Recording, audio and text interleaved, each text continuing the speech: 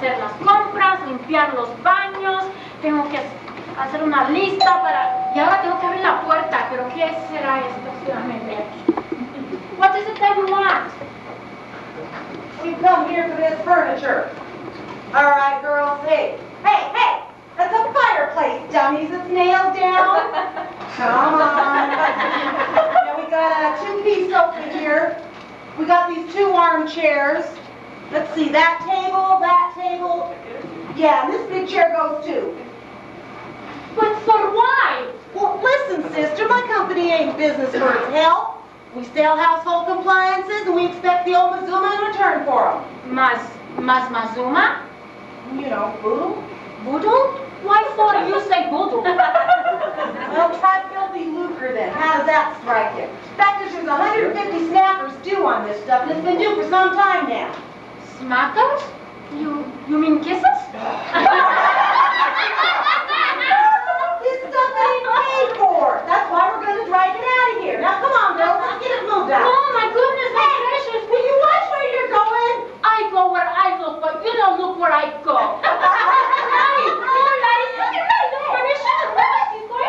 Hey, what gives? Oh, Senor Rex. Every time I turn around, I got to shed this skyrocket. Again, you don't look where I go. Well, what's wrong, Queenie? What the heck's going on here? Oh, Senor Rex, you're such a sore sight for my eyes.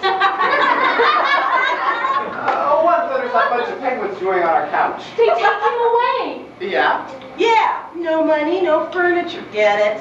Hilarious, Katie. That ain't what I was told by my boss, brother. Well, I don't give two hoots what your boss brother says. The furniture stays here. See, she stayed. But where's Liv? I think in the library. I yell, but I'm not there to leave. Well, keep your coveralls on, sister. We'll think of something. Nothing but a payment of do-re-mi's gonna keep this furniture here. All right, girls, we'll wait a minute and see what pretty Percy here can dig up. Okay, tickle puss Polly. I'll be back.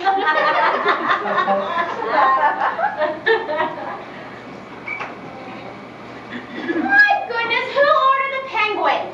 Oh, Miss Billy, she's saying no dinero, no muebles. No money, no furniture? Well, Connie! You know something? For the size of you, you can sure stir up more trouble than an atomized bomb.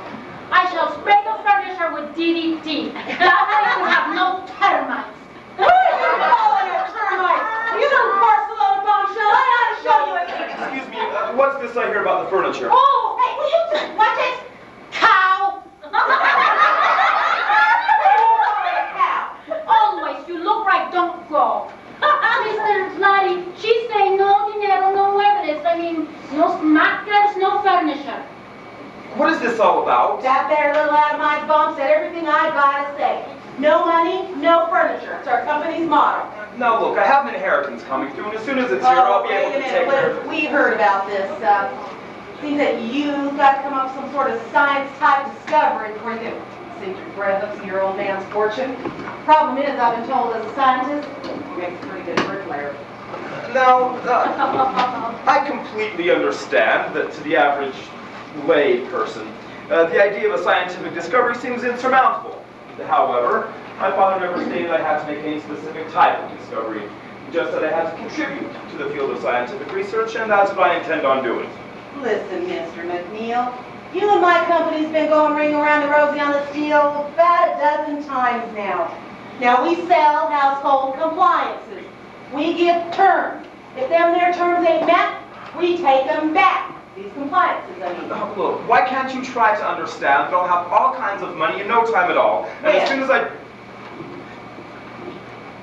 Well, when? Well, of course, you want to know when. I can't state any specific time, you see, but I'm sure in no time at all... That's because to you, a specific time, and to us, a specific time, is two horses of two different colors. Come on, girls, let's get going. Oh, watch out! Oh, there he goes. Hey, you guys, come help me catch this mouse here.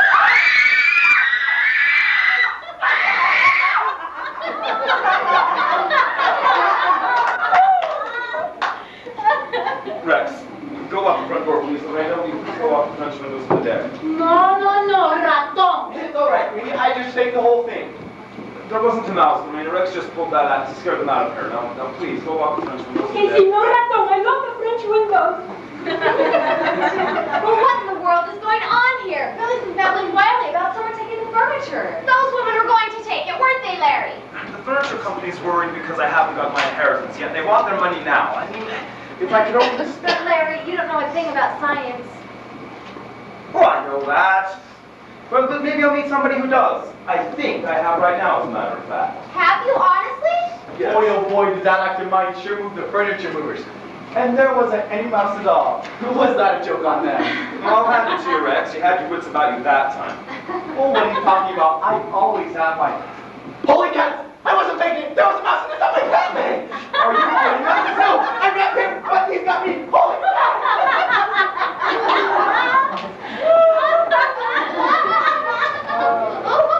Well, Larry, what did you mean when you said a moment ago you thought you had found someone who does know about science? Well, you remember me telling you when I got back from my trip last week I have a surprise in store for you. Yes, but what in the world did you find up away in the Canadian woods? He's just kidding, I know him. They admitted they were over 100 miles from civilization. Well, that's true. That's true. But you'd be surprised at what, and who we found. Well, that's that. I took that little mouse down a peg. Hey, his feet were like icicles. It reminded me of that time when we were in that logger's cabin up in Canada. Only your feet were bigger. Speaking of our trip, Rex, I thought it would be best if we let the girls in on our little secret. Oh, possibly. If you landed here, right out of the blue, the shock might be too much for the little hearts to stand. He? You mean you found the man you want up there? Well, we might be able to call him a man, eh, Rex? Oh, sure.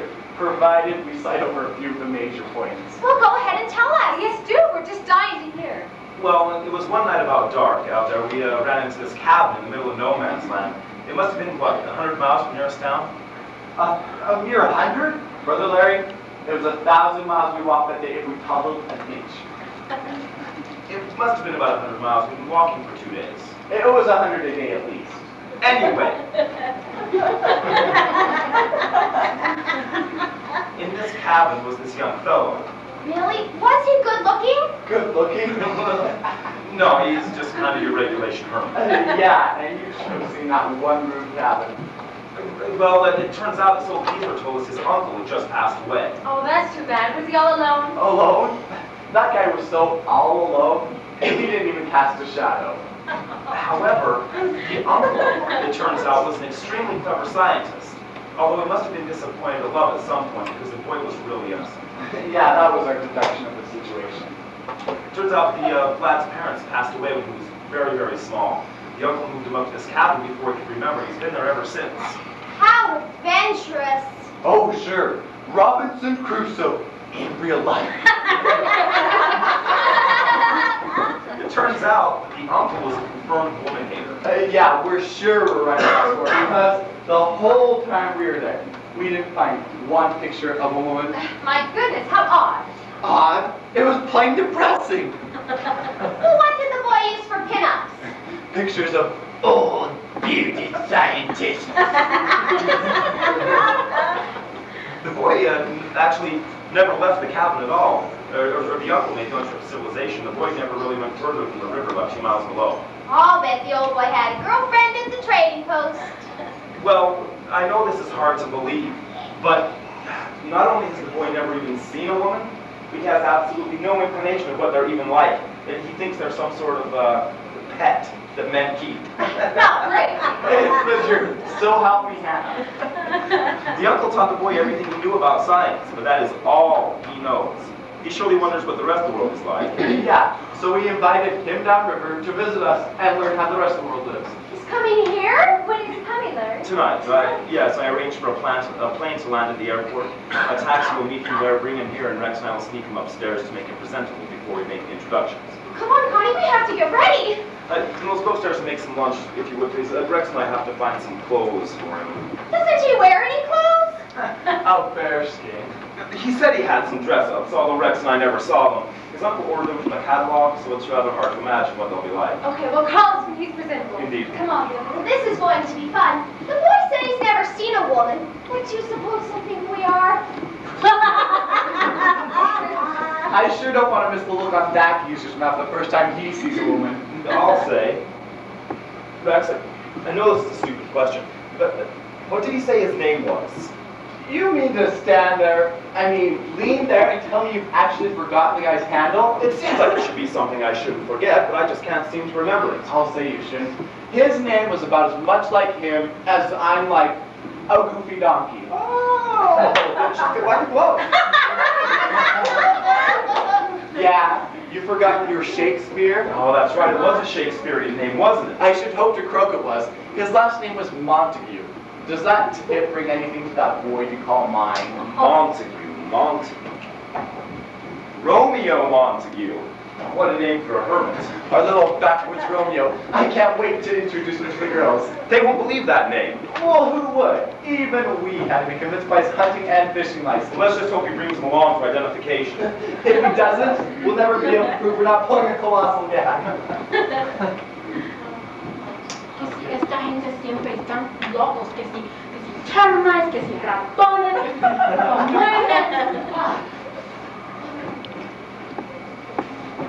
Oh, here, I'll help you. Oh, how do you say pesado? Oh, you mean heavy. Oh, yes, it is heavy. Yeah, there. Gracias, señorita. Thank you. Oh, you're welcome. Lorena, we're expecting a guest at any moment. Shouldn't you unlock the front door? But the termites, señorita. Termites? The muebles, the furniture movers. Well, that's all right. I just saw them drive away, and they won't be back until tomorrow. Hopefully Larry can think of a good one by then. Okay, sí, bueno, I unlock it. Oh, good for you, Billy. You're getting things straightened out. Well, Lorena and I managed. Connie, what do you suppose this hermit is really like? Oh, probably like any hermit, I suppose. Well, the boy spoke as though he was young. Do you think he's at all good looking? Oh, good heavens, no. They say he dresses in a bearskin, and he probably has a beard. Well, I hope not. They tickle. Or whoever saw a hermit who didn't have a beard. Oh, well, things are looking well again. I sure hope Larry can think of something so we won't have to lose all of this. Perhaps the hermit will really have brains. Let's hope he has. He probably hasn't anything else. It'll be an experience. Meeting him, I mean. Oh, no doubt. In fact, there's one thing we need to be careful of, Billy. Something about the hermit? Yes, we have to be poker-faced. It would be embarrassing to us all if we should laugh when we're introduced to him. Miss Connie, el señor Montague is waiting outside. Montague? We don't know anybody by that name. Connie, what if it's the hermit? Well, I wonder. What does he look like, Lorena? Oh, beautiful, señorita. Beautiful. It's not the hermit, then. But if it's not him, I wonder who in the world it could be. Well, show him in, Lorena. Well, Connie, aren't you going to stay? Oh, well, no, I have some letters to write, but you can attend to him. Oh, but I don't even know the guy. Oh, neither do I. It's probably someone here to see Larry or Rex or both. You can make him feel comfortable till he appears. I always have to deal with the uninteresting guests around this dump. Miss Billy, el señor Montague.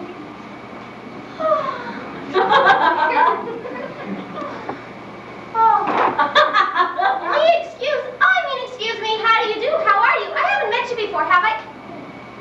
I cannot recall our having met before. Oh, well, that being the case, I'm pleased to meet you. Thank you. My name is Billy. I'm delighted to make your acquaintance, Billy. Oh, thank you. And who are you? I am Romeo. Oh, well, it's nice to meet you, Mr. Who did you say you were? I beg your pardon for not explaining. Romeo is my cognomen. My appellation. In short, my name is Romeo. Too short if you ask me. Exactly what did you say the name of yours was? I stated quite positively that my name is Romeo. That's what I thought you said. Won't you have a seat?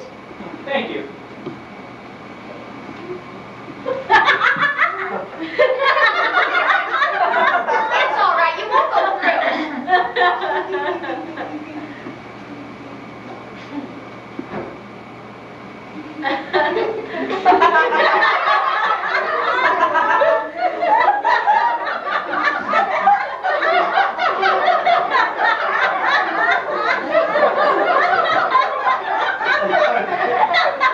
You're a stranger around here, aren't you? I am indeed. You plan to live here? Not at all. I'm here in answer to an invitation. Lawrence McNeil resides here, does he not? Oh, well, yes, he does. Are you a friend of Larry's? most assuredly. Do not disturb him if he is occupied. He won't mind being interrupted. He and Rex Simons are getting ready for some outlandish gent coming to visit us today. Gent? Oh, just some goofy geezer they picked up. The goofy geezer? Well, don't let it worry you. They just asked him to come and visit them. He's just some backwoods yokel. Backwoods yokel? Well, Larry and Rex took a track away from the wilds, and they ran across a hermit of all things. I see, a hermit. Well, we needn't discuss it. He's just a lonesome timber wolf with a long beard who wears a bearskin. We need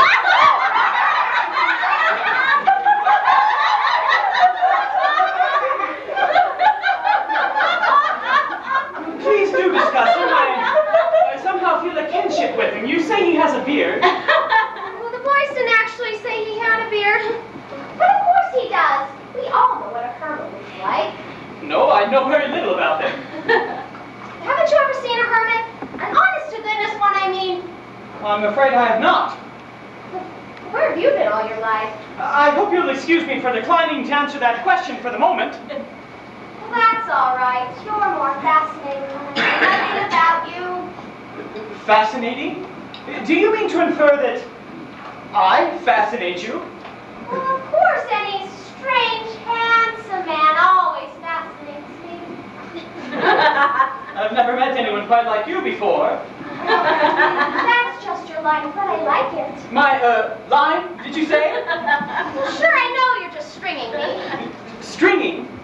Well, I'm not sure I understand your meaning. I am conversant with the culinary art of stringing beans, but just how does one go about the process of stringing a human being? Do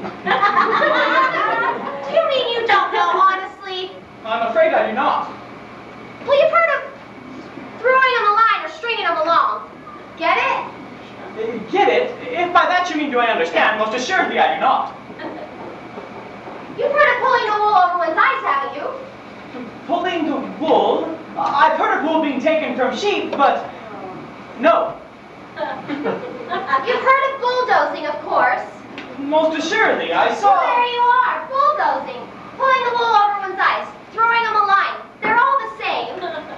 But bulldozing is accomplished by means of a gigantic vehicle. I saw such a machine at a mine where I visited. Billy, will you... Oh, I beg your pardon. I forgot you're in company. This is Larry's friend. He says his name is Romeo. Well, how do you do? This is my sister, Connie McNeil. How do you do, Mr. McNeil? Mister. Sister. I beg your pardon. I'm sorry, I was communing with myself. A pernicious habit, I must confess. Have you called Larry yet, Billy? No, Mr. Romeo and I were just having a fascinating conversation. I'll call him now. Oh, please do right away. I need your help in getting ready for this boys' backwoods yokel presents coming. Backwoods yokel? Larry, you have company. Well, it was very nice to have met you, Mr. Montague. Romeo Montague. Who do you think you... Oh, never mind. I hope you'll excuse me. Larry will be right down. I hope you'll excuse the seemingly morbid curiosity on my part, but you have an odd voice. Oh, I have I? Yes, both of you have. Well, I like that. What's wrong with our voices? I presume they're all right. In fact, I like them. They're rather soothing to the auditory senses. I'll be seeing you. I said, come on. They're the honest men I've ever met. It is evident they lack manliness, but I rather like them. Romeo? Well, I'll be doggone. Hey, Rex, it's Romeo. Well, I almost didn't recognize you. You look so different when I met you in the woods. I must admit I feel rather differently.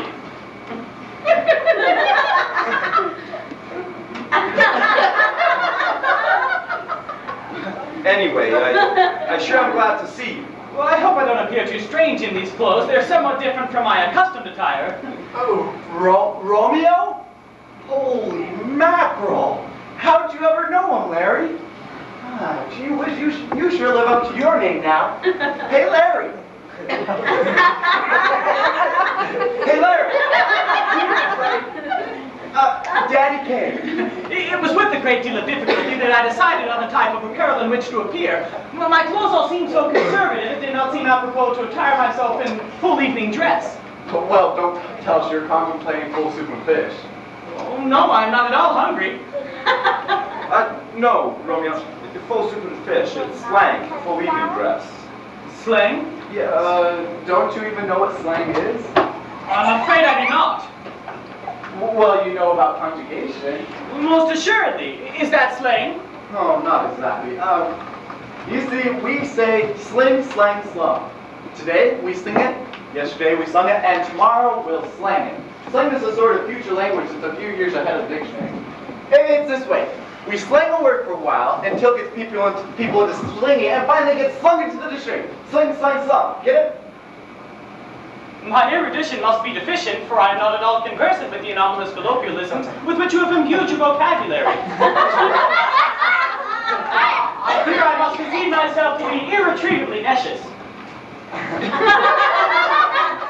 Will you kindly remove your tonsils and indulge in a bit of reiteration? My tonsils were removed when I was a mere child, so I've been told. Say, are you trying to pull my leg? Of course not. I have not touched you. That's it. I throw in the sponge. I'm terribly sorry. Did I interrupt your bath? No, but I can see where I need to get into a huddle with no interruption if this keeps up. We've got to learn to speak English. I have been advised that Noah Webster died. Well, he did die, but thank heaven he left his work for posterity. And I'm part of Noah Webster's posterity. Look, this is no way to make Romeo feel at home. You've had a long trip, and I'm sure you want to clean up a bit. We'll introduce the rest of the McNeil household later. Before you came down, I chanced to meet two of your brothers. My brothers? You must be mistaken. I haven't any brothers. Or have I? You have no brothers. They refer to themselves as having the name of McNeil. Exactly what do these McNeil brothers look like? I must admit I've never seen any men like them before today. Their clothing, too, was odd. I don't know what one would call it, but only one of them wore trousers. But perhaps the other one wore a new type of dressing gown with which I'm unfamiliar. Did they talk like this? How do you do, Mr. Montague? Not exactly. Although their voices were of a very light timbre, they had a much more soothing tone than the one you just assumed. So we've already met Connie and Billy. Those were the names they used, Connie and Billy. Is there something wrong with those men?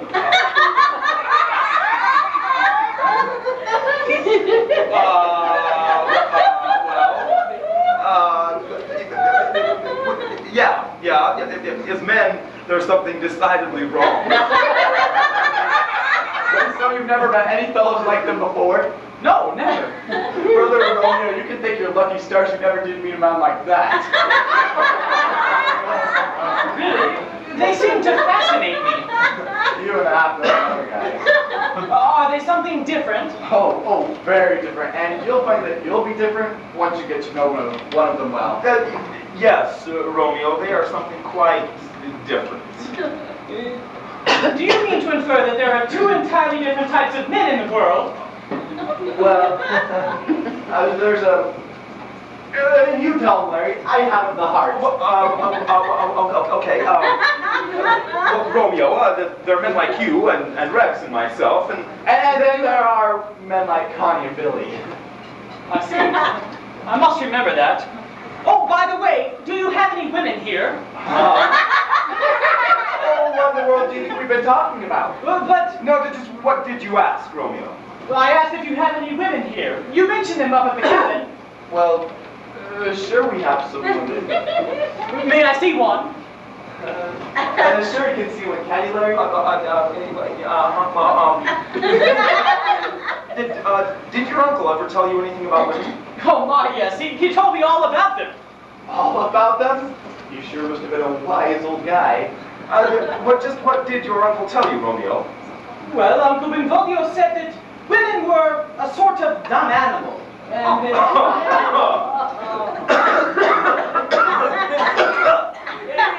is there something amiss? You didn't tell Connie and Billy that, did you? No, I I cannot recall that I did.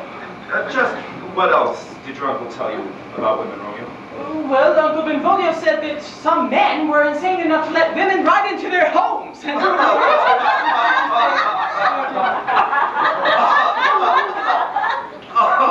what is the matter? You actually know nothing of women, do you? Not first-hand information, of course, but Uncle Benvolio said the best possible place for women was in pens in the backyard. Of course, I've never even seen one of them. That's what you think, brother. I'm afraid we have a problem child on our hands. You better have this guy wake up. I was hoping you would enlighten me on the subject. Uncle Benvolio was so reticent about women, I have become truly curious. Oh, well, don't kid yourself, brother. Your uncle's reticence didn't cause all that curiosity you feel boiling within you. Didn't your uncle tell you about your mother, Romeo? Hey, yeah, Uncle Benny told you about her, didn't he? No, and I've often wondered about the origin. Don't wonder anymore. It's a ticklish subject. Oh, what more are we going to tell the guy? Do you mean to infer that there is something I don't know? What you don't know is now filling every library and bookstore in the United States. Do you mean to tell me there are things about women Uncle Benvolio did not tell me?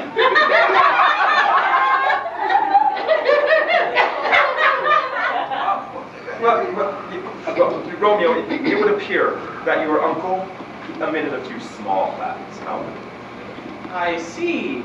From your remarks, I would presume that women are considered of some significance. Well, that depends on whether you're talking to a woman or to a man. Oh, do they actually talk?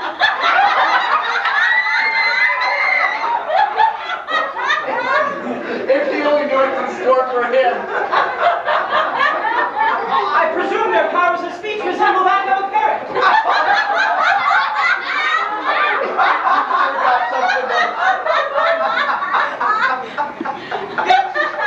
Do they have a rather large vocabulary? That is putting it mildly. Then they must be among the more intelligent forms of animal life.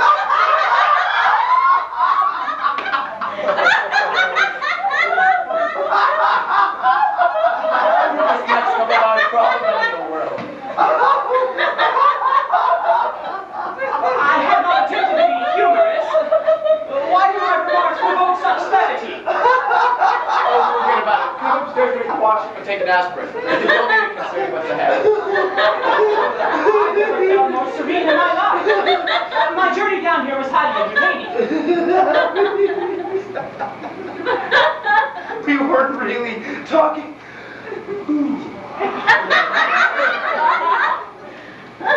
We weren't really talking about your journey down here, Romeo. Oh no, nothing's as easy as that. It's your proposed journey into the feminine dimension to which we refer. Feminine dimension? I don't understand. Oh, come on, I've seen everything.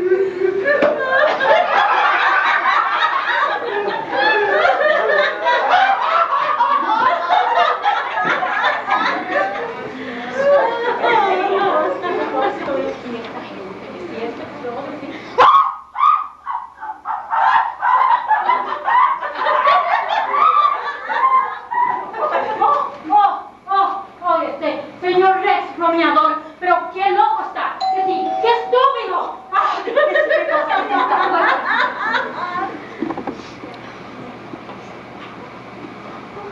The Señor Laddie is upstairs. Oh, hi, Orpha. Hi, don't bother to call him, Lorena. I'll have a talk with Billy and Connie first. Okay. What's new, Billy? Plenty. I really have something to tell you today. Oh, sounds interesting. We need something interesting in this one-horse summer resort. You remember how mysterious Larry and Rex were when they returned from their Canadian trip? Oh, they just about devastated our collective feminine curiosity. Have they decided to divulge the big, deep, dark secret? Well, hello, Orpha. I thought I heard your voice. I was just telling Orpha the big news. You better hurry or you'll have a nervous wreck before you. Well, Larry and Rex took a trek away up in the wilds, and they ran across a hermit of all things. Well, every self-respecting hermit lives by himself 100 miles from nowhere. Well, just wait until you hear all of it. Yes, just wait. The boy said that he was young, wore a bearskin, and you could smell. Oh, Billy, You're using your imagination. Suppose I am. They didn't have to describe him. We all know what a hermit looks like. Well, what's this hermit got to do with us? They've invited him here. They have? When's he due to arrive? Any minute. Isn't it exciting? I suppose he's on his way down the big river in a canoe. Isn't it the most excitingly exciting news you've ever heard? And isn't it the most unusual news you've ever heard, too? Well, I'll admit it has the makings of an interesting experience. Well, Larry says he's a scientist, and we may get some scientific discovery out of him. Then Larry can get his inheritance. From a hermit? If I were Larry, I wouldn't bank on that too much. I wonder who that awfully handsome young fellow was who came to see Larry. Oh, probably someone Larry met recently, I suppose. He's always bringing some strange character around or inviting them to call. That boy was no character. He was wearing a brand new tux, and he sure looked handsome to me, honey.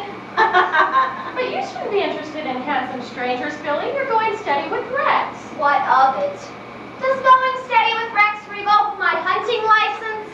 Well, whoever Pretty Boy was, he's loony. I wonder who he thinks he is. He had the nerve to introduce himself as Romeo. He's handsome enough to be Romeo, isn't he? Just because he's a bit good looking, you'd forgive him anything.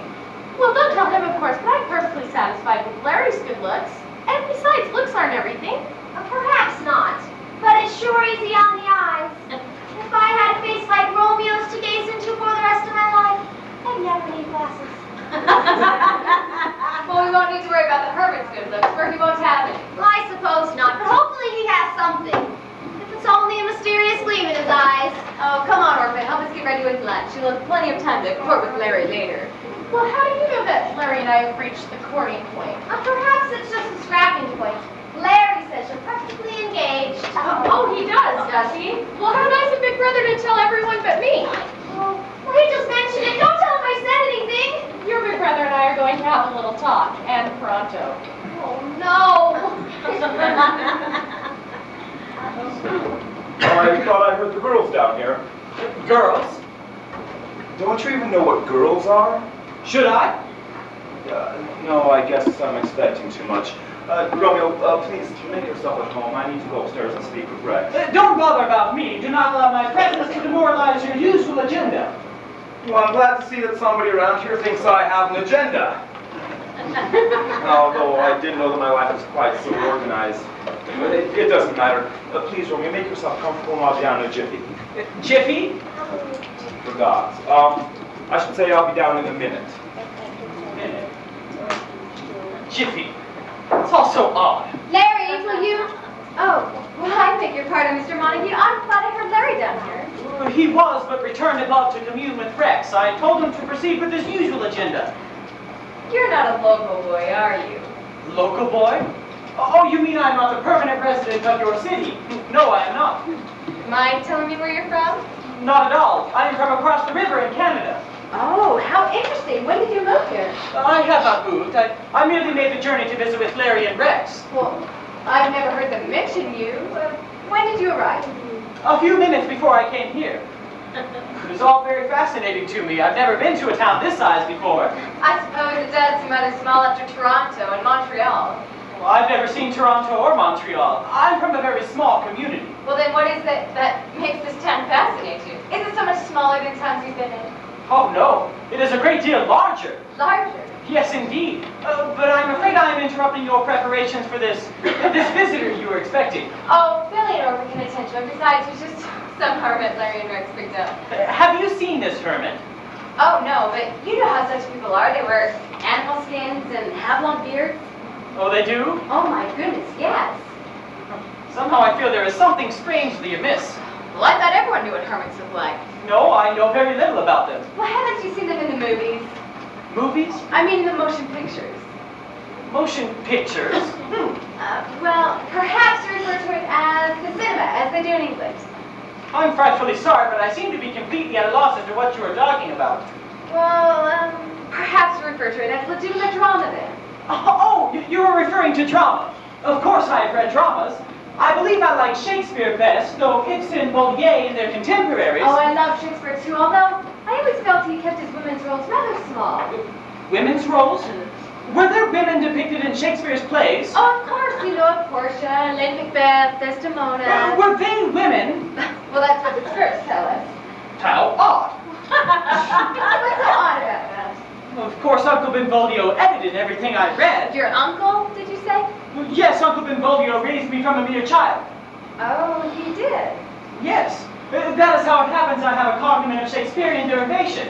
Uncle Benvolio was named for the Shakespearean character and was responsible for the appellation which is now attached to me. Romeo Montague. I should have guessed it immediately. May I inquire what you should have guessed? You're the young man luring northbound in a cabin 100 miles from nowhere. I'm afraid you've been misinformed. Have I? Yes, the settlement of Nowhere is directly across the lake from my cabin. Really? Yes. My cabin is 100 miles from the trading post, not 100 miles from Nowhere. Now you understand? And what's the name of the trading post? Where are we? Oh, yes, the name of the trading This is it. What is it? Where are we? We're at the name of the trading No, post. I fear you misapprehend. Where are we? I'm trying to tell you where we are. The name of the trading post is Where Are We? Where Are We is 100 miles from Nowhere. Just where do you live? I told you just directly across the lake from Nowhere. And what's the name of your cabin? This is it. What is it? This is it. Well, This is it. oh, I don't get it. Do you mean that you do not understand? That's precisely what I mean. This is it is the name of my cabin. Oh, I see now. By saying that is it, you mean this is it. And this is it, the name of your cabin, which is situated on a lake 100 miles from where are we, and where are we is 100 miles from nowhere, which is located directly across the lake, and this is it. My, how simple. Isn't it? By the way, I hear you're somewhat of a scientist. I prefer to refer to myself as a student of science. My scientific achievements are still in the elementary stage. Now you're just being modest. Not at all. In fact, I was still serving my apprenticeship when Uncle Benvolio passed away. Really? Well, what kind of scientific experiments did your uncle perform? His major interest lay in atomic research. Really? Well, of course you've heard of atomic bombs, which were dropped in World War II. Yes, but what was used then was made obsolete by developments brought about by Uncle Benvolio. You mean to imply that your dear departed uncle split atoms before the greatest scientist in the world could manage that little trick? You have introduced a technical point. They split atoms while Uncle Benvolio caused them to explode. You're kidding. Kidding? I'm joking. No, I'm being very serious. I think you've lived alone so long, you're imagining. No, it's the truth, I swear it. I can see that you're not accustomed to being around women. What did you say? Oh, well, I merely said it's obvious. You're not accustomed to being around women. Women? When have I been in the presence of a woman? Oh, for heaven's sake, don't try that line on me. Lying? Well, don't stand there and try to tell me that you don't know that Billy and I are women. You and Billy, women, but women are animals. Oh, they are they? Well, who told you that? Well, Uncle Benvolio, he said that women were a sort of pet, that some men were insane enough to let live in the house. He said it was like keeping chickens in the house. Uncle Benvolio said the best possible place for women was in a coop. That's so, well, I'm a woman and just try keeping me in a coop. Well, unless I had 4 wheels and a motor. This is amazing. Then women are female men. Don't be such a sap. Don't you realize your mother was a woman? Did you know my mother? I mean, wasn't she, he, a man? Well, hardly. She was a woman. Oh.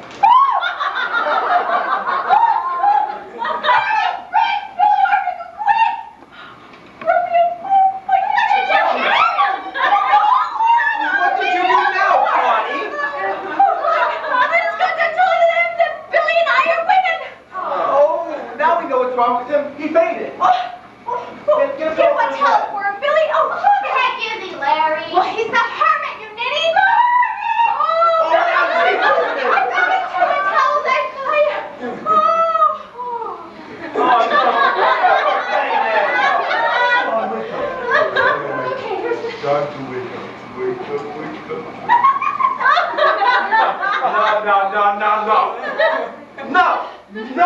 No. Fine. Go ahead and faint. I'll get 4 wet towels.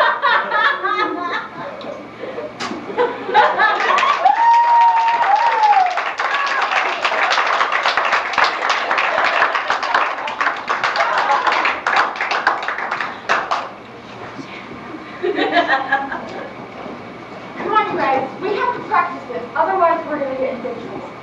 Are you guys ready? Yeah. Will you start us? I'm too shy. Will you? No. Fine, I'll do it. Here we go. 5, 6, 7, 8. It had to be you. It had to be you. It had to be you. You can't do that. We'll get in trouble. Okay, let's all stand in a line. Okay, here we go. 5, 6, 7, 8. It had to be you. It had to be you. Wandering around, finding somebody who. No. It's too all over. We don't sound like those people on the records in the store. We have to start over to get. The people in the records, they sound better. Maybe we can tug our ears. Okay, let's all stand in a line this time. Maybe it'll look better. Okay, here we go. 5, 6, 7, 8. It had to be you. It had to be you. Wandering around. That was we don't sound that bad, do we?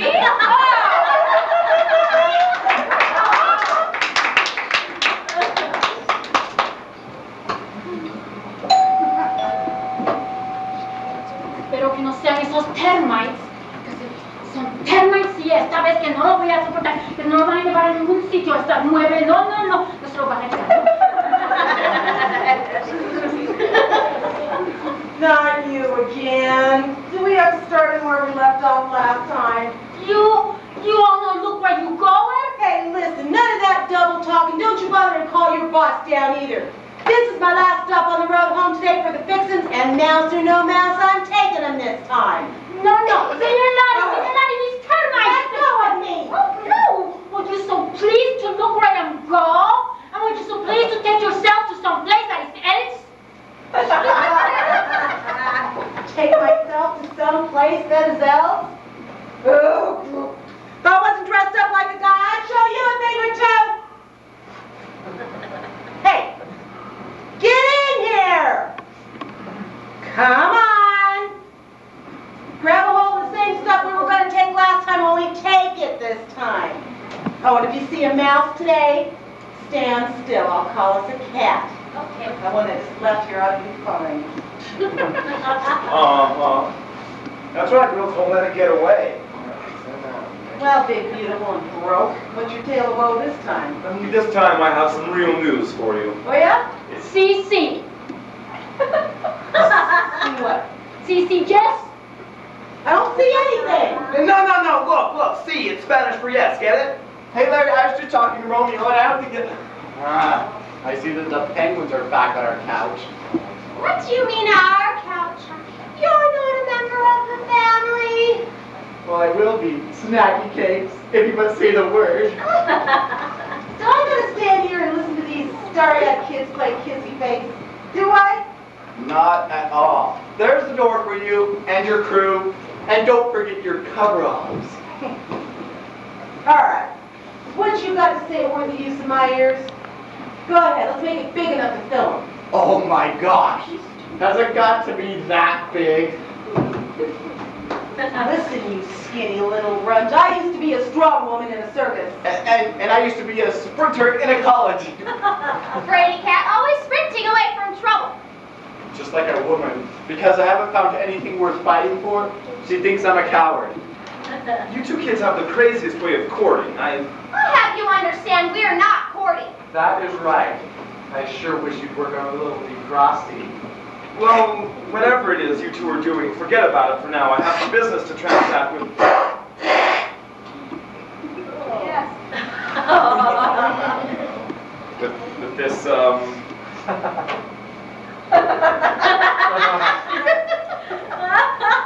lady? Now I know you're up to something. Nobody ever calls me a lady unless they're trying to sell me something or borrow money. Well, you should be so suspicious. Well then, why don't you turn on a de-suspicioner then and give me one reason why I should trust you? Because I'm about to make a scientific discovery. So what? I'm about to take your furniture. No, you're not. Give me one good reason why I ain't. Because I have a very clever friend who also happens to be an extremely good scientist. Oh, Larry. Your skinny little pal here seems to disagree with you. Either that or he disagrees with something in his stomach. Don't pay attention to Rex. Nobody does. Rex, huh? I used to have a dog by that name. Say, are you calling me a dog? I sure am. What are you gonna do about it? Please, may I scratch it, please, ma'am? Okay, why don't you tell me about this scientific friend of yours? And just because I used to be with the circus, don't get any funny ideas. I don't know nothing about scientists, because I do. I know Edison well enough to call him Albert. If they call Thomas Alva Edison Albert, you sure must have been some pals. You know what? I think I'd probably just better talk with your boss in the morning, okay? Oh, no, you don't. That's just another one of your stalls. Oh, we call them rooms in this house. Aren't you thinking of that barn you used to live in? So help me, Hannah. I'm going to turn you into a man or a mouse. You better try a man first. After all, a mouse is a mouse and there's no changing that. Look, I have the proof to present to your boss. I don't know. Look, the boy inherited his father's genius, worked under the direct tutelage of his uncle, both of whom are very well known. I really and truly have the proof of what I say. Okay, but I'm going to say as Abraham Washington once said, you can fool all of me part of the time, and you can fool part of me all of the time. But you can't fool all of me all of the time. So help me Hannah. I particularly remember that "So help me, Hannah" that you stuck on the end of that. Look, not only do I have proof in the matter with clippings and letters of recommendation, but if you insist, I am prepared to present you to the scientist himself. Oh, Mr. Barnum, how right you were. Not only is one born every minute with two to take him, we are even gazing on twin suckers encased within one torso. Skinny little pal still seems to disagree with you. Seems a bit skeptical about this medical scientist. Now, as I mentioned, don't pay attention to Rex. He was a born skeptic. Oh, yeah? Well, why don't you try some bicarbonate of sodium? See, I know all about this because my great aunt Hypatia, on my foster father's stepfather's side of the house, had terrible problems with dyspepsia. Just that bicarbonate of sodium fixed her up every time. It should. Oh, I've never been so utterly thrilled in my entire life. And where is this devastatingly charming young Backwoods Romeo that you've been telling me so much about? Well, Aunt Rachel, he wasn't There he is.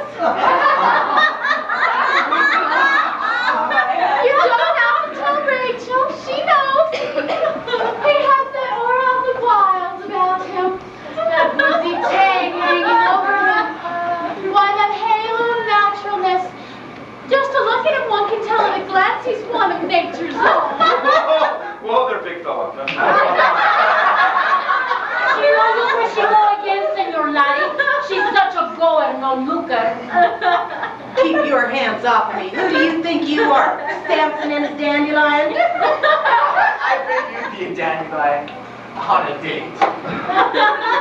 How quaint. Attired in coveralls and an old painter's cap. How like a woodsy hermit. Wave my eye, lady. I believe in being practical and cheap. Sister, you described yourself to a T. Do I understand that you're calling me cheap? No, I didn't do that. Oh, well, never mind him. Let Auntie Rachel have a look at those beautiful eyes of yours. They're pink and green with black trimmings. How does that suit you, sister? Good heavens, girls! Your husband, he's not a man. He's a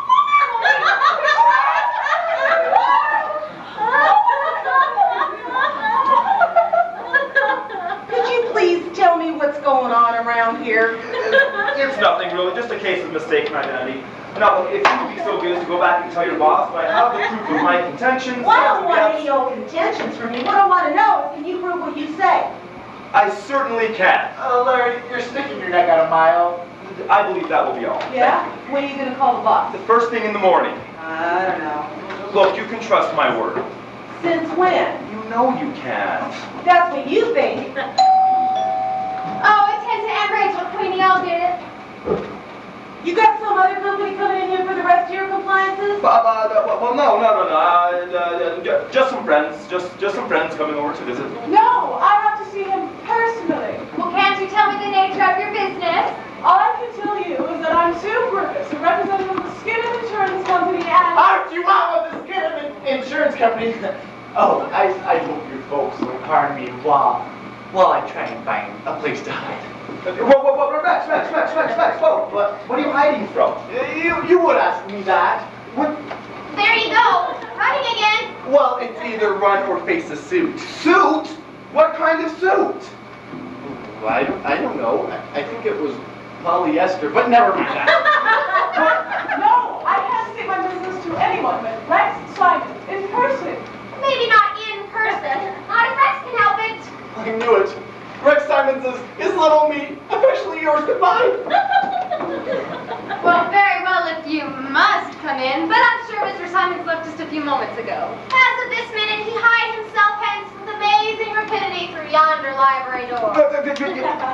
He just left, you see, and I'm sure that he will be very sorry that he missed George. He'll be plenty sorry if I don't find him. Well, can't you tell us the nature of your business? Hey, this stuff can We wait. might be willing to we might be willing to locate him if it's urgent. My business is urgent. Well, do you know when he'll be back? Probably just as soon as you go. Well, what she means is he just left, you see, and we don't know when he'll be back exactly. He sort of comes and goes. Particularly goes. And then he comes back, but then he might go again.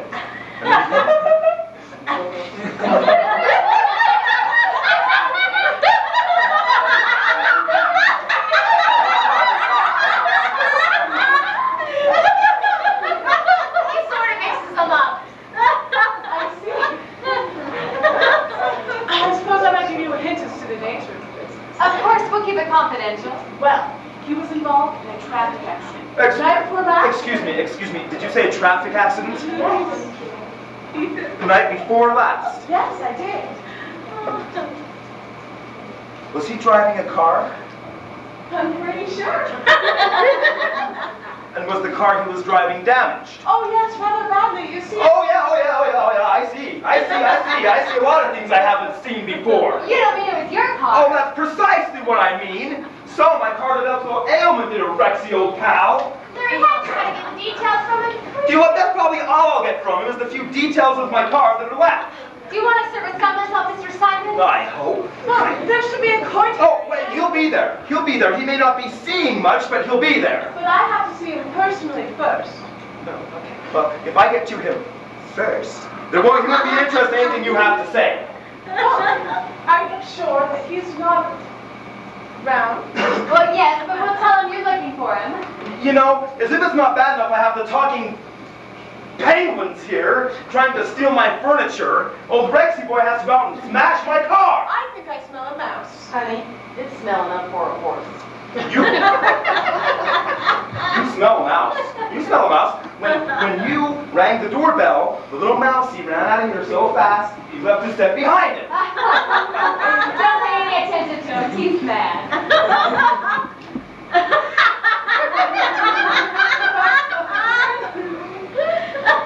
I'm not mad. I'm not mad at all. I just feel the sudden need to go on a mouse meat diet. I'll swallow him whole. I won't even chew. I bet that'd be fun for Rex. Come on, girls. We've had a free show for today. Let's pick up this seat and walk. No, look, you can't take our furniture. Give me one good reason why I can't. Because you don't own it. It's ours. What you think. Why do you have to be so stubborn? My brother told you about the scientist who can work marbles. Oh, I ain't taking any more words from you people. My boss told me to come in here and get this stuff, and if you guys give me any gup, I'm supposed to call the cops. That's what my boss said. That's what I'm gonna do. Come on, girls, let's get rolling. Now, just stop. Look, I give you my word of honor. Honor? You stand there and talk about honor? You just let that skinny little sidekick of yours run out on that poor woman.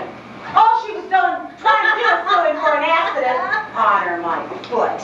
Be reasonable. I know you don't look reasonable. But you always have to be the way you look.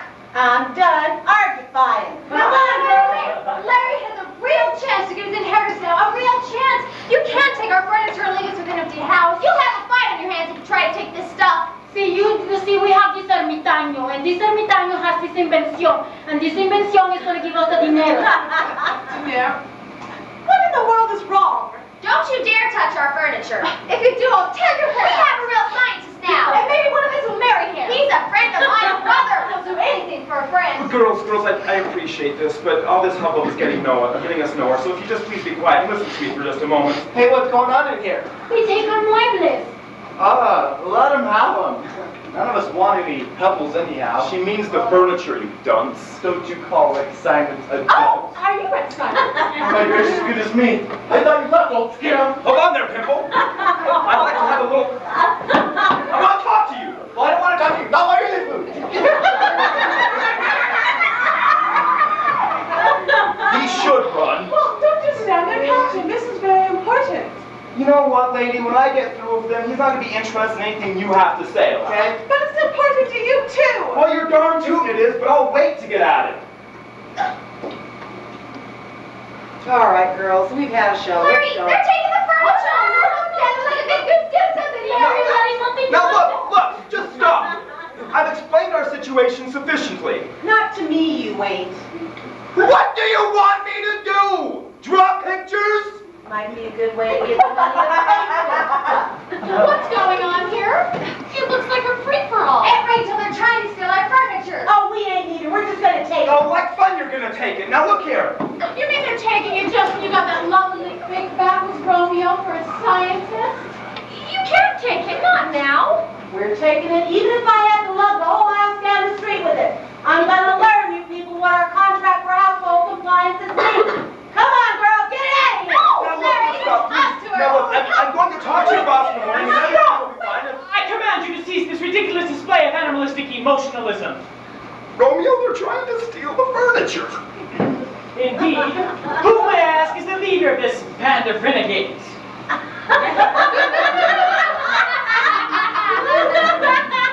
I don't know what you just said, mister, and I don't got a band either. What can I do for you? Cease this infantile display of acrobatic wordage, which I must say is reminiscent of a juvenile delinquent. Are you trying to make a monkey out of me? Would you like a banana? All right, one more time. I'm not taking any more of this interference. We're going to take this stuff out of here like my boss said. Now, come on, girls, get up, get it out of Hey, here. Larry, I just had to come back. I don't care what happens. Neither do I. Oh, listen, I'm risking my neck to come back here and tell you you're nuts to win all of your luck that goofy Romeo wants you. I mean, that guy's no more of a scientist than I am. Are you by chance referring to me, Mr. Simons? Oh, and a couple of gushes. No, what exactly was this drivel you had dribbling over your chin? Now, quickly, come up with an explanation, or so help me, I'm gonna... You're Rex Simons, aren't you? You're Skinner's right-hand female yes man, aren't you? I have to deliver a message to you personally. Skinner with the summons for Simons. Oh, come on, girls, let's get this stuff out of here. They keep talking and they ain't saying nothing. Now look, please! Just stop! Oh, what do you think you got there? An ABCD bomb. Well, sure we CD bomb. What about it? Beside this implement of destruction, which you perceive balanced so precariously upon my upturned digits, all known atomic destructive forces are as bits of straw tossed upon the angrily foaming crest of hurricane-lashed surf. Uh-huh. Well, we'll take your word for it. Now, please, get on with your fairy tale. You must comprehend that this is not a tale. Oh, sure. You said it was a bomb? Of course, you are not conversant with the theories and practices of nuclear physics, however... If that thingy is half as powerful as you think, we don't need it. Pipe down, dunce! Neither, of course, are common laymen like yourself familiar with cosmic rays, deuterons, cyclotrons, electrons, positrons, neutrons, ionization, radioactivity, transmutation, uranium, or plutonium. Great jumping ginger. Is this that scientist friend of yours? It's not really a bomb. He's throwing us a line. Would you like a demonstration? No. Hey, you might be telling the truth, just in case you are. Don't throw that thing! You great big strong she-man. Look, if a regular A-bomb blew Hiroshima and Nagasaki off the map, then what do you think a superannuated physics like he's got would do to a dear home sweet home? Romeo, it would appear that these furniture people, they don't believe that you're a real scientist, and I was just wondering, what do you think we could do to prove that you are? Larry, don't encourage the guy. To prove my status in the field of scientific research, I committed her this implement of... No! Oh, That thing's gonna blow the kingdom come! no, I thought you branded him as a fake. Well, I could have gone holding the wrong branding iron, couldn't I? How am I to know that you're not just trying to fool us with that tomato you got tucked there in your flipper? Would you care to catch? No! What are you doing? Look, do I understand that you believe that he's a real scientist then? Well, I'll take his word for it. Great, and so then you'll let the furniture stay here until I can speak with your boss in the morning then? Yeah, sure. Great. Okay, fine. By those monosyllabic utterances, am I to infer that it is your intention to imply your willingness to discontinue pestering Mr. McNeil this evening? I still don't understand your fancy words, mister, but it's sure okie dokie with me. Just don't go experiment with that thing while we're here. Great, if that's all then, I will bid you all adieu. Come on, girls. When you gonna call my boss? The first thing in the morning. Yeah, I don't know. That thing doesn't look real. Well, anyway, I'll thank you for all the trouble you caused me. Well, don't thank me. Thank that A to Z tomato your scientific palsy Wowsy's got tucked in his mitt. Don't take no offense, mister. I didn't say what I meant. Good night. That thing had better be real. It will be. If it ain't, you better start in tomorrow morning sprinkling gunpowder on your cereal. 'Cause me and the boss are gonna come at it, and we're gonna feed you explosive. And you best get you some justice system used to it!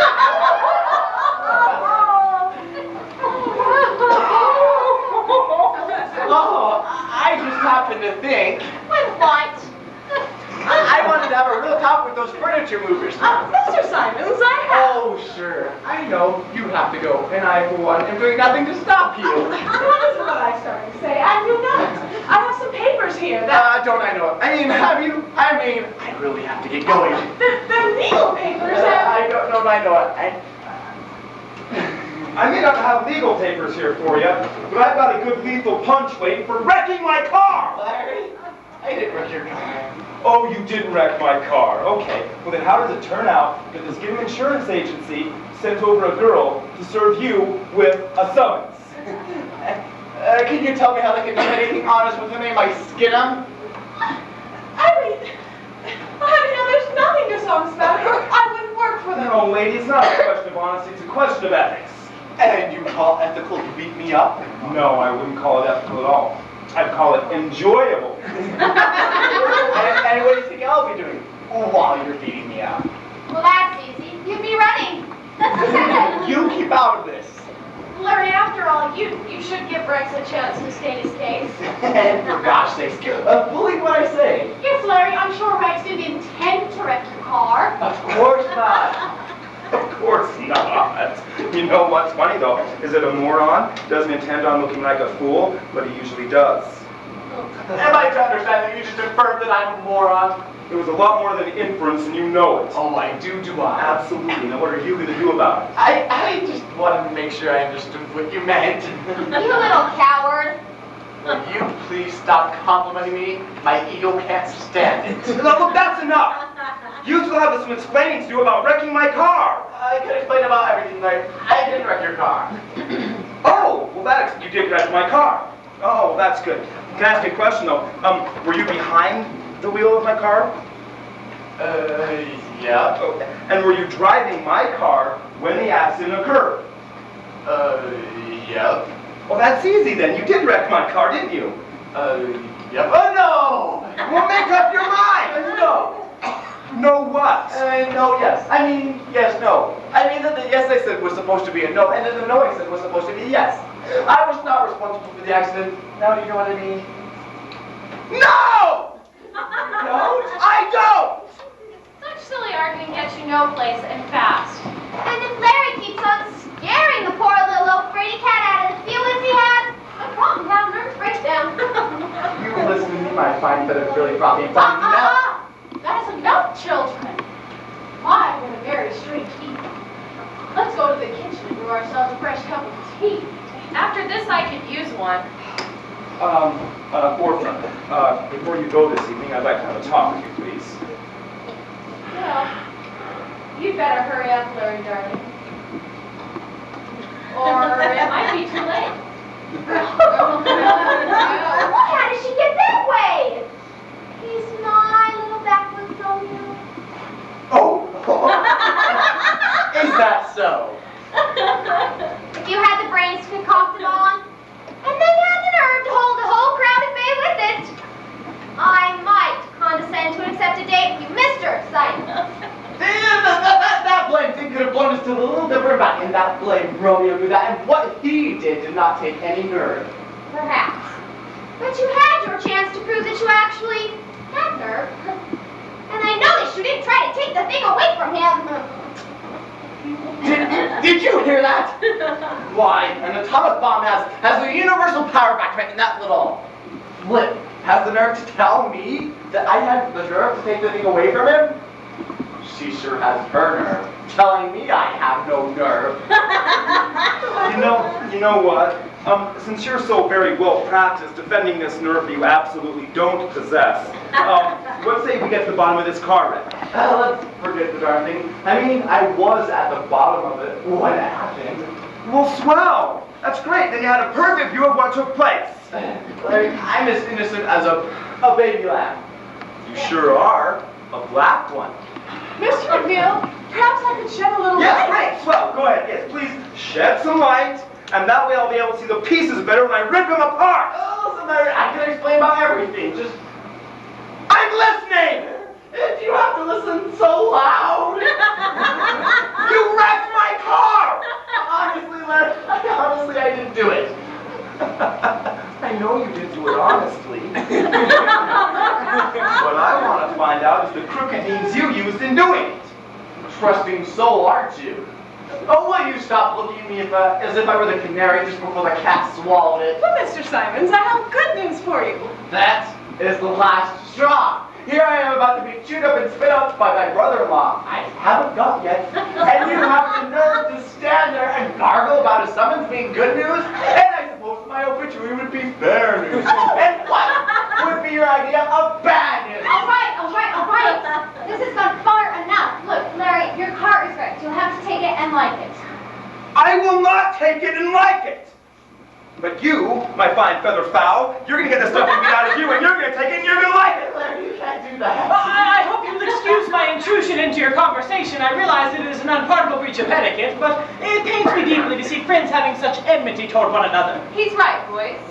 I realize that it would be unseemly to encroach upon your hospitality to the extent that I will threaten you with this bomb. Should this altercation proceed to further bitterness, I would be unable to restrain myself. Romeo, you're tossing that thing around as if it were a rubber ball. It's perfectly safe, I assure you, if I do not make a miscalculation and drop it. Miscalculation? That guy's nuts! I presume you're indulging in some more of that odious jargon you call sling.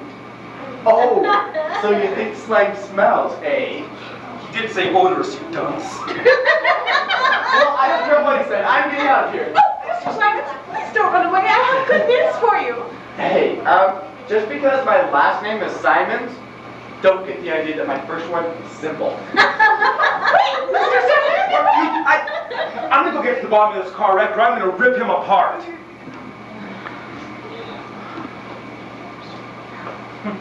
Well, Romeo, it appears that you and I are all alone. Since I became aware of the fact that you are one of those women, conversation seems difficult indeed. Oh, you don't like women? Frankly, I don't know. You and your women have given me no cause to dislike you. I find myself in a mental quagmire, so to speak. Are we so different from men? Not at all. In fact, you speak with a surprising amount of intelligence. Do you always carry this with you? Well, of course. Why do you ask? Well, I was just thinking if a girl were to make a date with you, but you don't make dates, do you? Make dates? Well, I thought they grew on palm trees. Palm trees and family trees. It is also very strange. I mean the manner in which you utilize words. You speak fluent English, and yet somehow you manage to convey the impression you're speaking an entirely different language. Well, didn't the boys explain slang to you? As a matter of fact, they did. But I must admit the jargon you call slang still eludes me. I see. You don't know very much about women, do you? Very little. Uncle Benfolio was most cryptic concerning them. Until I came here, I thought women were pests. You're not alone in that thought. But Uncle Benfolio must have known. Why, he probably knew too much. You, of course, know what marriage is. Marriage? Well, Uncle said it was a form of merger. But I'm sure you folks seem to have an entirely different definition for it. Do you know that men and women fall in love with one another? Don't be foolish. How could a man fall in love with a woman? Oh, I don't know, but lots of them do. My, it's most amazing. Unthinkable. And another thing. Some women fall in love with men. Now that's more easily understood. Are you sure you're as innocent as you have one to believe? Oh, but of course you are. It's just a male ego coming to light instinctively. So many women fall in love with one another. What on earth happens after they fall in love? Oh, they sometimes kiss. Kiss? Well, I said kiss, you know, osculate. You mean like a fan? I can explain that one too, but I won't. Do you mean to stand there and tell me you don't know what a kiss is? Most assuredly, I do not. Do you? Well, as a matter of fact, I do. Will you show me how it's done then? Didn't you ever hear of modesty in women? No. Do they have it? The answers of some of them would leave you guessing. Then you'll be so kind as to show me what a kiss is. Well, this is what I would call a unique situation. Are you sure you never saw a woman until you came here? Whom do you take me to be? Iago? Well, I'm not sure. Even a rose by another name would smell... Would smell is sweet. Until I get to know you a little better, we'll just say would smell, period. I do not mean to encroach upon your hospitality, but your manners, actions, and colloquialisms intrigue me. For instance, this art of kissing. Well, who told you it was an art? I cannot recall that anyone actually referred to it as an art, but I assume from your recent reference to the action that it requires a given technique. You have kissed, of course. Are you kidding? No. Well, kissing isn't a thing that's done every day. I mean, it's not done a great deal in public places. Only the two of us are present. Well, that's right. Are more than two needed for a kiss? I mean, would we need help? Oh, that depends entirely on you. Then two of us can do it. Yes, it has been done by two. Excellent. I'm ready to be shown. Really, aren't you? Listen, big boy, if you think you're going to pull a fast one on me... A fast one? Yes, dearie, because I'll bite your nose off. Well, nothing risked, nothing won. All right. Okay, first, you put your arms around my shoulders. Is this the action to which you aspire? I neither aspire nor perspire. I merely told you to do it however it's right. And is that what you call a kiss? Oh no, that's only the beginning, brother, only the beginning. Then what must I do next? Or is it your move? Well, I guess it's really hard to. Anyway, here goes. Now, hold me close to you. This is a strange proceeding. Do you mean thus? Oh. Let's make it this. Thus is a little too hard. There, that's better. Now, you simply place your lips on mine, and that's a kiss. Really? What's the point to it? Well, none if you don't automatically get it. Now you know, and I have to... One moment, please. I feel as though I should carry on and see if I can understand.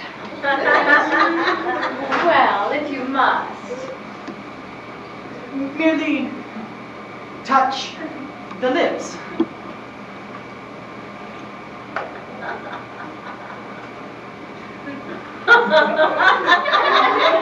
Excuse me, folks, I gotta find a place. Oh, boy, look at that one just be clear on the block.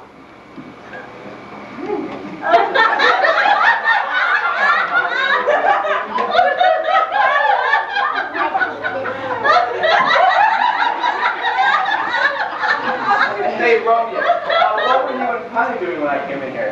She... Hey, what were you doing?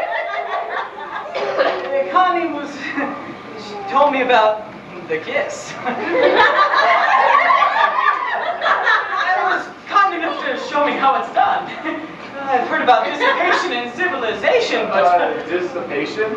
Well, yes, Uncle Benvolio often referred to the state of intoxication, but this is the first time I've experienced it myself. So you think that kissing Connie made you drunk? That must be my ailment. I seem to have all the rudimentary symptoms of inebriation. I cannot feel, yet somehow I feel possessed. I have such a giddy sensation permeating my entire being. And you don't know why kissing Connie made you feel that way? I can see no earthly reason for it. That's because kissing is out of this world. I see. I hope you'll excuse me, sir. I suddenly feel a desire to cogitate. Oh, go to it, chum. I know just how you feel. You have felt thus after a kiss? Oh, sure. I felt thusly and solely. I've had cogitation, coagulation, and condemnation all rolled into one. Then there's nothing organically wrong with me. Oh, no. If you didn't feel that way, I'd say that there was. I see. You don't happen to have a book of slang about you, do you? No. Why would I have such a thing? I'm sorry you haven't one. Slang is so difficult to fathom.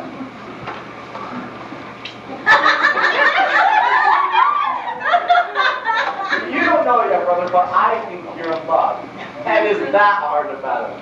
The language of slang, you should study the language of love. And what do you know about the language of love, Pinhead? Oh, won't you please defrost it, Billy? Won't you please start your courage a bit, Rexy? And what do you expect of a guy that's in a jam like I'm in? Of a real guy, I would expect a little courage. Meaning that I'm not a real guy? Yes, you are. You're the first mouse I ever met named Guy. Listen, woman, I'm not going to stand here and listen to you run down my courage. You're what? I should take you across my knee and beat a little sense into your head. That would be just about your speed beating up a girl.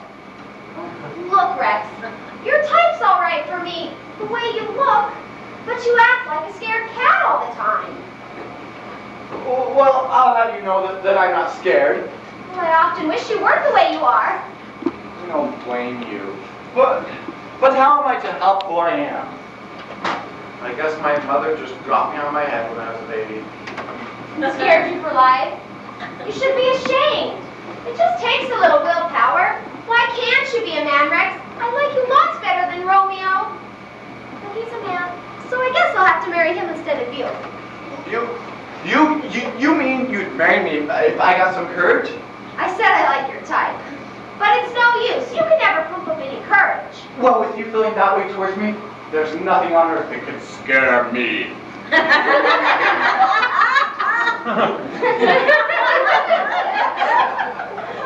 You mean you will be brave? Oh, from now on, baby, I'll eat centipedes on my cereal instead of sugar, and when I want a fur coat, I'll go up with my bare hands and catch a bear and wear him. Oh, Rex, I just love to hear you talk that way. Oh, there you are, Mr. Simon. Let's get him looking for a sucker named Simon.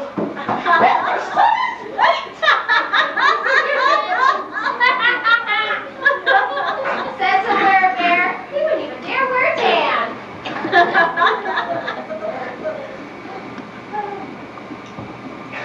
How's that for keeping old Skinner listening? Look, you don't bump your toe on that courage you just dropped. I thought I heard Rex in here. Yeah, you probably ran when you heard our footsteps. He doesn't wait to hear anything as heavy as footsteps. Rex can hear anyone cast a shadow.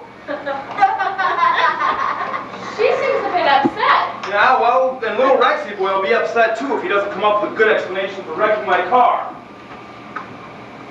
But I don't want to talk to you about him. I want to talk to you about us. What about us? Well, I don't like the way that you've been warming up to that Romeo Montague. Oh, does it show? Well, it certainly does. Well, good. I was glad I wasn't afraid of it. Well, but you and I were to be married. We're as good as engaged. Did you ever propose to me?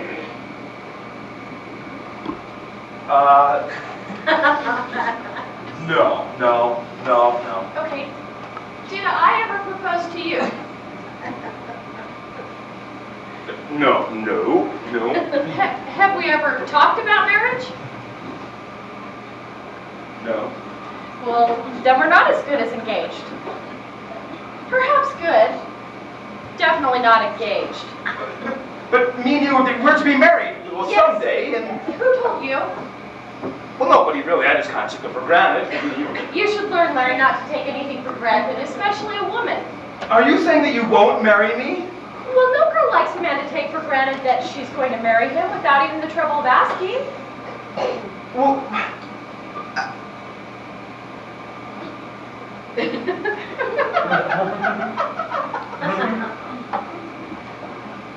I am asking, right now. I'll bet Romeo wouldn't take a girl for granted. Romeo? Are you trying to tell me that you're in love with that Backwoods Woo picture? My Backwoods Romeo. Doesn't that sound romantic, Larry?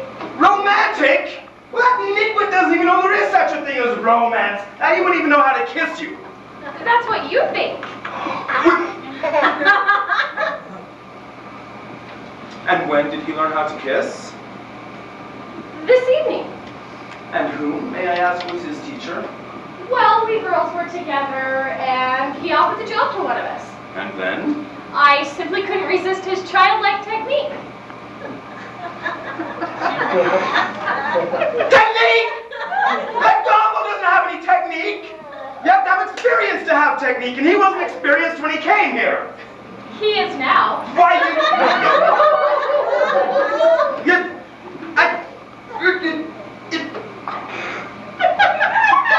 I don't believe it. It's a lie, I hope. Why don't you ask him? My goodness. Oh, it's just you and Larry, Orpha. From the noise of it, we thought somebody captured some lions. Well, what's wrong this time, Larry? If you're looking for Rex and you want to bring him out in the open, just wave a piece of moldy cheese around. Honey, I was just telling Larry that Romeo gave a lesson in kissing. I don't believe it. I don't believe it. Well, it's true, Larry. What? Stop! What scared you, a cricket? No, it's that guy Romeo. What did you do this time? You know that dressmaker's mannequin up in the hall? Well, of course. I just caught the guy kissing it. Is what he says true? Yes, and it's rather odd, you know. I found out that kissing that is not at all the same as kissing a real woman.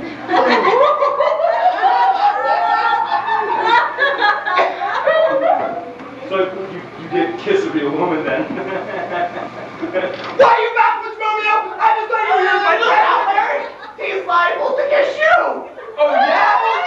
No. Come on, let's do this. Just what was it you wanted to show me, Mr. McNeil?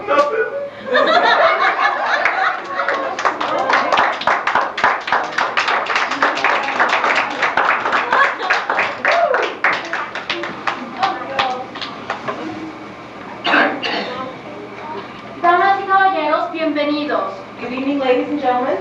Por allá están los baños. A la derecha. Enter that curtain to use the restrooms. Y por allá a la izquierda, no, por allá no vayan. Please do not enter that curtain. Y después van a la izquierda, dan una vueltita y están las concesiones. If you follow that hallway around, you'll come upon our concession stand. Right. We have a 15-minute intermission. Now, come on, get a move on. We don't have all night.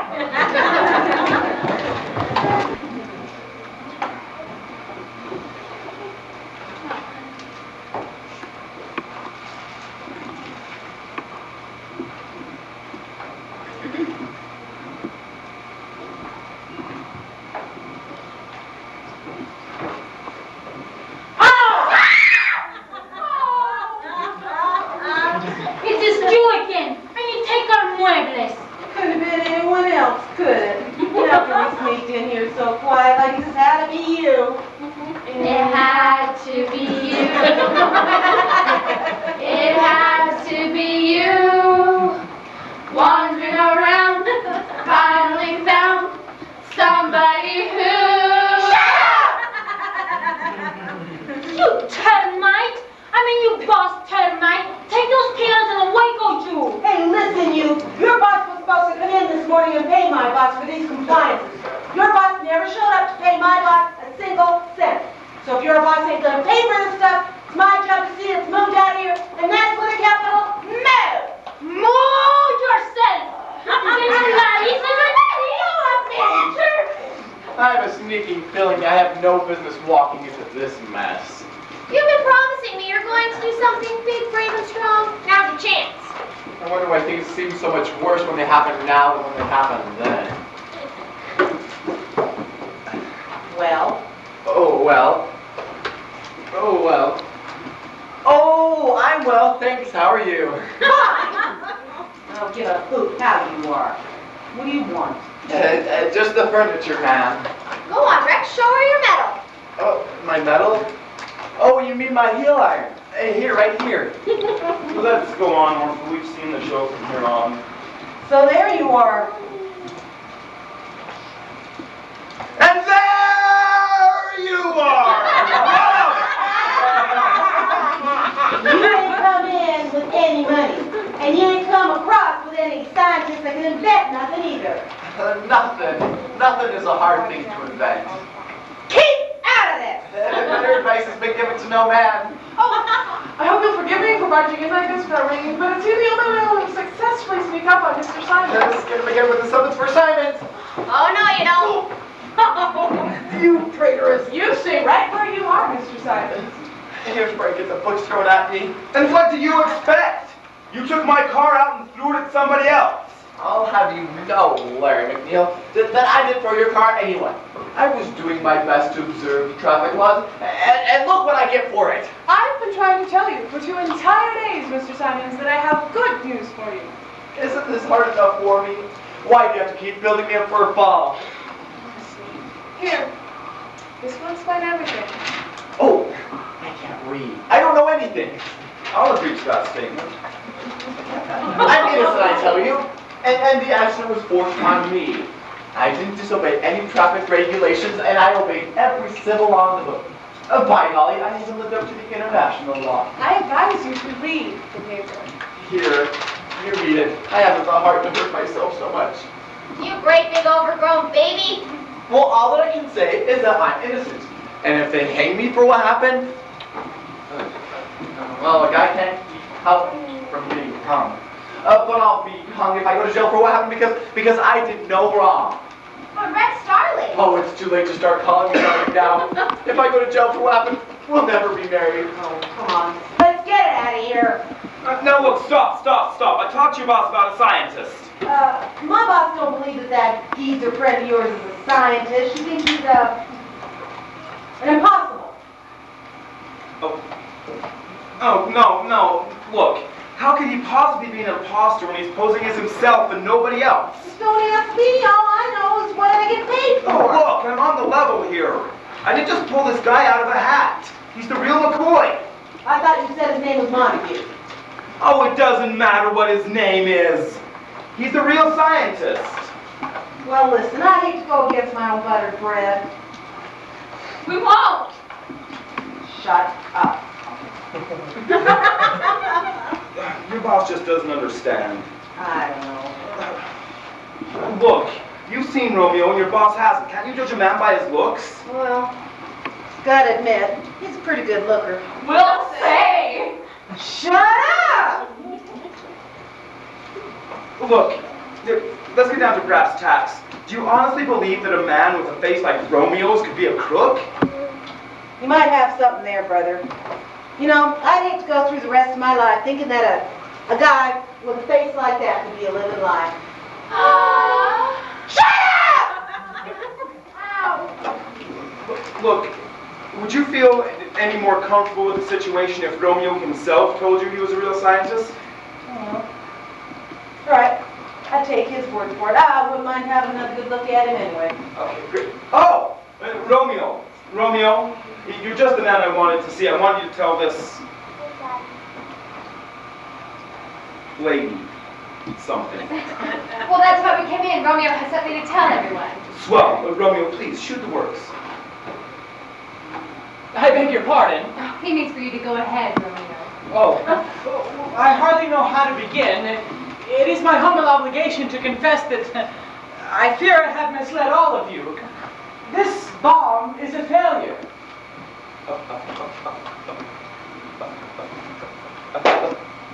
A failure.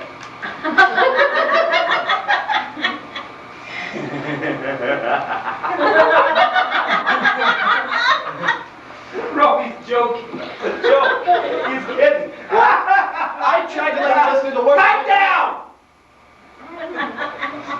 After you're wrecking my car behind my back, I don't trust a word you say. Hey, whoa! Don't you ever use that thing's name with mine again. As of this moment, I'm disowning him. Isn't that a little futuristic figuring? Disowning your brother-in-law who hasn't gotten to be one yet. But Rex! Oh, to iterate, appropriate, and dissipate the prices of your older brother, I say unto you, you keep out of this! But you don't realize how... Oh, there's nothing too awful for me to realize when dealing with an insurance agent by the name of Skinner. I resent that. My company doesn't intend to do anything to you. Just please, everybody, be quiet. Yes, please do. Romeo hasn't finished his statement as of yet. I don't know what else he could even possibly have to say. Well, but in case my hearing's gone bad, Romeo, would you please repeat whatever it was you just said?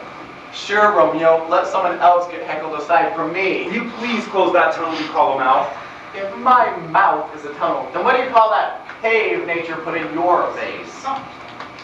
Please, Romeo, continue. I merely made the statement that my bomb is a failure. And that Great, was plenty. that's fine. Hey, I told you I'd take his word for it. Wait, Larry, wait a moment. Absolutely not. We waited far too long already. If we hadn't waited so long, we wouldn't have grown accustomed to this furniture. But Romeo and losing it wouldn't hurt so bad. Romeo hasn't finished yet. Don't I know he hasn't? He may not realize it yet, but you've been assigned the task of helping these vultures remove our furniture. Well, come on, Don Juan Shakespeare, shake a leg. Is this the action you just performed? No! I want you to raise them both and shake them in unison, okay? And up. Larry, you're being very unreasonable. Oh, and I suppose it was so very reasonable for Romeo to throw Rex and I some line about all of his scientific achievements. Oh, I beg your pardon, but I never stated that I was a scientist. I merely orally reviewed some of the practices of my late Uncle Benvolio. You know what? Those uncles of yours sure come in handy, don't they? I've got an idea for you. Why don't you go on radio or maybe television? Television's a good idea. And you can make a few cool million off these fictional relatives of yours. There have been times I almost wished Uncle Benvolio had been fictional. That's enough! Now, what I want you to do is I want you to bend that scientific back of yours, okay? And clamp onto the sofa with your bread hooks. Come on. Clamp onto that sofa with my bread hooks. Larry, you've no right to talk to Romeo this way, and I won't permit it. Fine, fine, fine! We'll call Don Juan here a guest, okay? And we'll let it go at that. But you, my crooked sonny boy, you don't quite fall under that category. So get moving before I fix you up for a veterinarian. Come on! Hey, don't I even rate as a helper? Helper? Get moving! Larry, you leave Rex alone. The big boy. Are you going to start moving furniture, Michael? I'm going. That's what we need when we call service. Come on, girls. Connie, Billy, grab a chair. We'll let the penguins take the rest. Come on. Well, Larry, I told you, don't have to do Oh, this. don't. He thinks he needs to. Honest to gosh, I never saw someone whose thinking was so loud and painful to others. You never mind my thinking and just get moving. I'm moving. I've never seen such a dumb thing. Guess he'll learn. Come on, lady, we better grab a piece of furniture and follow our man. I'm not built for hard labor.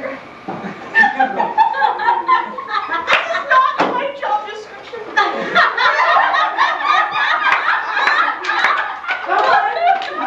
Get up.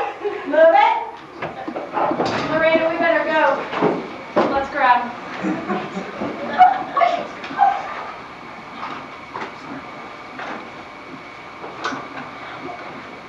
Been a real pleasure doing business with you, ma'am. Hope to serve you again soon sometime. Connie, from what I hear, I presume I should address you as Miss McNeil. No, not at all. Connie's all right with me, but what I want to know is why didn't you tell Larry everything? You'll forgive me for speaking with utter frankness. Certainly. It is difficult for me to adjust myself to the ways and manners of you folk. I must admit that during large amounts of our conversation together, I find myself utterly bewildered by your colloquialisms, mannerisms, and general diction. But diction is clear speech, and we speak very distinctly. I beg your pardon, but diction is one's manner of speaking, his choice of words and phrases. Of course, I'm wrong again. You folks seem to have a different meaning for every word I ever learned. Well, come to think of it, perhaps you're right, but let's not talk about that right now. Let's talk about... Of course. Shall we talk about you and me? You and me? Certainly. I'd like to analyze the difference between us. Yes? What difference? Well, you see, our environment and... Well, before I came here, I never knew women had any reason at all. No. Well, Uncle Benvolio described women to me as being ugly, nonsensical, rather necessary but evil non-entities. On many an occasion, he would snort with disgust and say they were dumb. Oh, yeah. At the time, I misinterpreted his meaning and took it for granted that women were a sort of dumb animal. Indeed you did. Since coming here, I realized what Uncle was referring by his use of the term dumb. Oh, he did. So your Uncle Benvolio told you that women were dumb, and now that you've come here and met a few, you found out to your own satisfaction that what he said was true. Oh, no, it's quite the contrary, I assure you. I thought he was referring to their inability to speak, when actually, since coming here, I have found he was employing a slang term. Oh, well, what do you think about women? I think they're wonderful. All of them? Well, I've only met those connected with this household, but you must believe me when I say they are above. Above? Oh, you mean tops? I've always found foreign languages difficult. Now that you've met several women, do you see any differences among them? I mean, do all women appear alike to you? Well, I can readily distinguish you from any of the others. I mean, do you like one woman more than you do one other? You brought up a very interesting matter. It's awfully odd, but I think I do. I've been wondering if I'm normal. Somehow I feel awfully odd. In what way? Well, I don't hardly know how to describe the sensations I feel, but for instance, I don't feel the same toward men as I do toward women. Really? Really, when I meet men, I seem to feel the same toward each of them. And how do you feel when you meet women?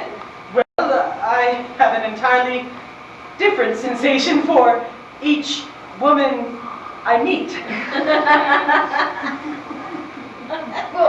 Well, take myself, for example. Well, yes, I certainly feel differently toward you. Well, I suppose you dislike me, and that's what's so difficult to explain. Oh, no, it's quite the contrary, I assure you. I feel sort of, giddy. Giddy? Well, yes. Well, there it comes again. Well, that giddy feeling. I feel almost irresponsible. How do you feel? Giddy? My hands feel as though they've contracted an electrical current. Is it contagious? Is what contagious? This emotion called love. I'm afraid I've contracted it, and if it's contagious, you may contract it. Well, would that be such a tragedy? I feel positively contaminated with the bacteria of love. I'm having a terrible struggle within myself to refrain from reenacting our kissing demonstration. Would you like to reenact that scene? Well, what was it Uncle Benvolio used to say?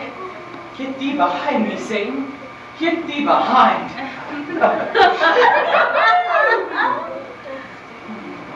The show always seems to be fading out every time I walk in. We were reenacting a scene. Yes. Oh, sure. It was a very old scene, not which only the actor actors enjoy. But listen, Larry's sure going up with you. What does he mean? Oh, I forgot you have to have an interpreter. Listen, he's got you behind the 8-ball. The 8-ball? You know, he's in a stew. He's boiling. You mean he fell into a stew pot? My, that must have been a large one. No. Listen, why didn't you come down here with that great big story about you being a scientist? I beg your pardon, but I never stated I was a scientist. My reviews of scientific achievements were based on my Uncle Benvolio. Well, you sure put up some bluff with that ABCD bomb. Oh, well, that's just the point, Rex. He wasn't bluffing. You mean it's as good as he says it is? Well, it's not that kind of bomb. Yes, you see, I'm terribly disappointed in it. I thought it was Uncle Benvolio's ABCD bomb. Actually, it's his virus exterminator. You see, when it is discharged, it instantly purifies the air for yards and yards around, curing any disease caused by virus. And it also cures the common cold like that. He let me smell a little bit of the gas used in it, and it instantly cured a touch of cold I had. Then we proved it, Connie? We have. I can assure you it is exceedingly efficacious. Then why are those furniture movers? I mean, we're rich. We're billionaires, trillionaires, quadrillionaires. Hey, we might even make $1 million out of it. What in the world's the matter with you? Nothing, we got the money. It's about time you wake up. I could have told you that, but you never listened. Does everyone know except for me? No, darling, you and I are the only ones who know. Unless you told Connie and Romeo. I told them, but they told me. Well, how could they tell you? I'm the only one who's seen the paper. Paper? What paper? About the accident, silly. No, I forgot that for the time being. Let me out of here before she serves me with another one. Oh, but you're going to get $2,000 out of it. Where in the world am I going to get 2,000 smackaroos? Let me go! From the accident, silly. I told you that I don't have... You mean I'm going to get 2,000? 2,000 and me. How come? Well, pulling that rich man out of the car was the bravest thing I've ever heard of. And it's so wonderful of you, darling, to look into rich man to say.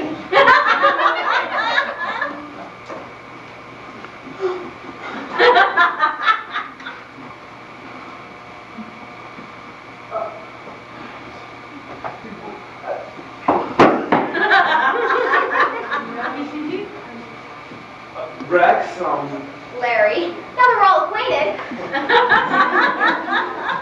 Rex, I need to apologize to you for the way that I've been treating you.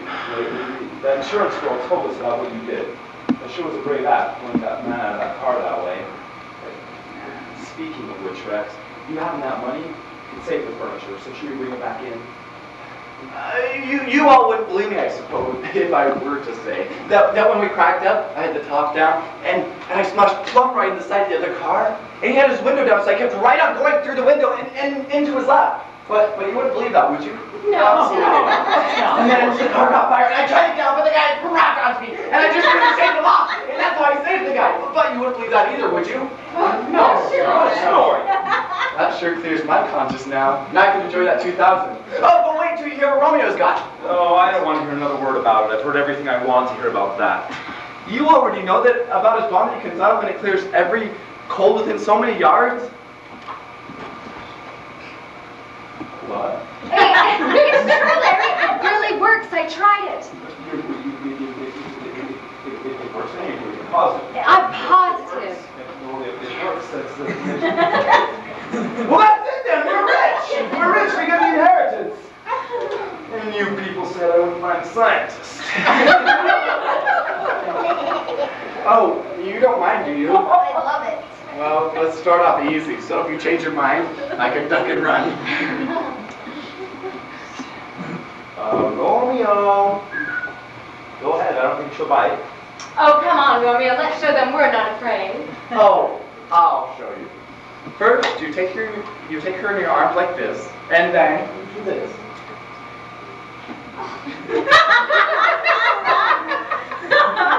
And is that what you call a kiss? Yeah, that's a kiss. You were in error. So it was you two.